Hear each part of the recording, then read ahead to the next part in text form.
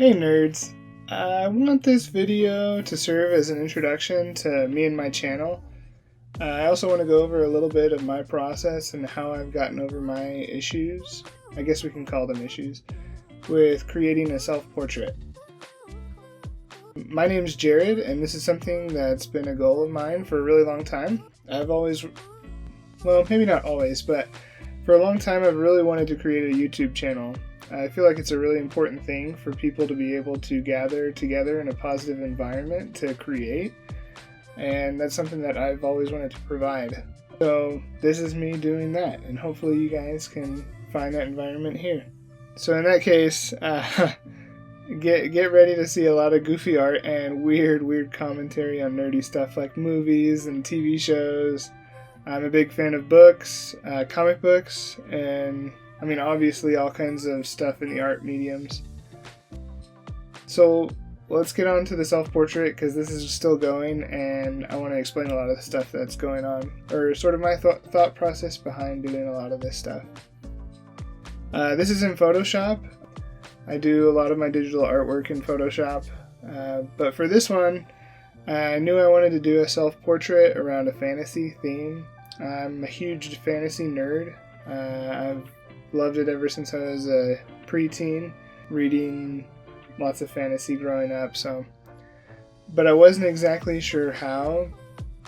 I took a bunch of reference photos and grabbed one that I liked.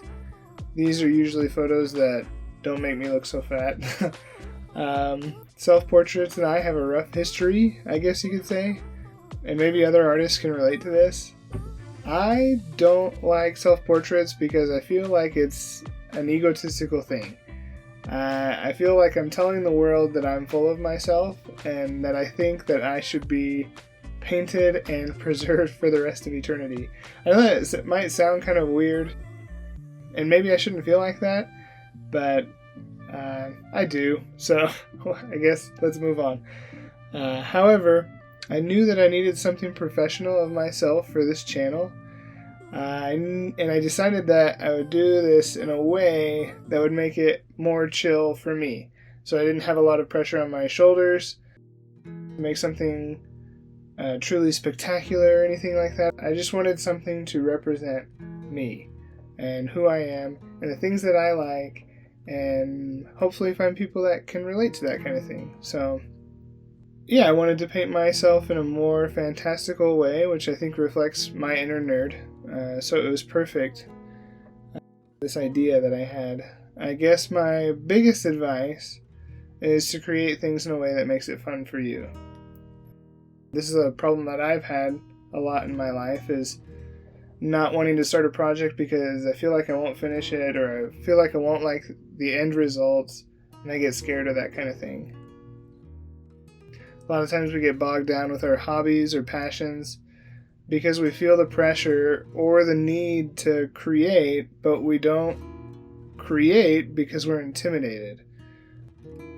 So finding interesting ways to make those things fun and fueling your passion so you can keep on being creative is, I think, the best advice that an artist can give to anyone else. And maybe that's just good life advice in general. Who knows?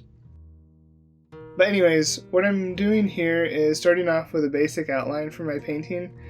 I find that because I come from a traditional background, before I ever did anything digital, I did a lot of things that were traditional first. I was trained traditionally in drawing and painting, and I was taught to always water my paint down so that I could start out, get an idea for shapes before I got anything deeper into color. And maybe that's not the best approach for everybody. Everybody's going to have a different way of doing things, but that's just the way I do it. I don't even do that every single time. I switch up the way I do things a lot of the time for whatever works for the piece that I'm doing. Like starting off with really light colors and building on them later in the painting. That might not work for everybody. I think the most important thing when making portraiture, and this is what I was thinking about for this painting, is building on shapes and shape design. I think it's important that I try to improve on that with every piece that I make. Another important part of portraiture and painting in general is the way we describe edges.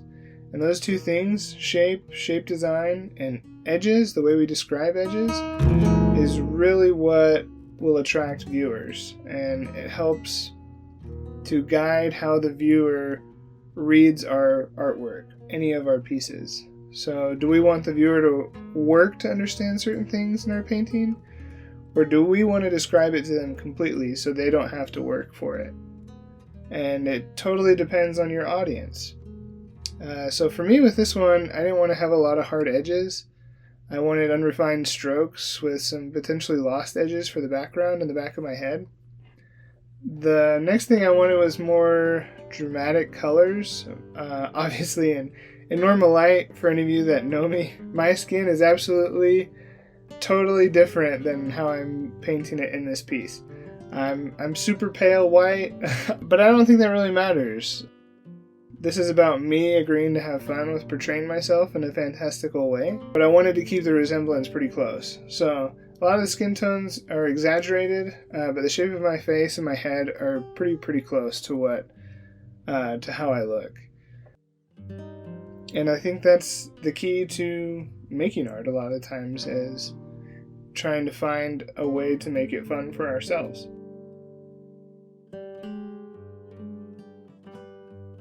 Anyways, nerds, these were some things that I've been thinking about and some of my thought processes on this self-portrait. I hope y'all can relate, and if you're interested in seeing more videos and hanging out with me talking about nerdy things, then please give the video a like and subscribe so we can fill all your nerdy pleasures.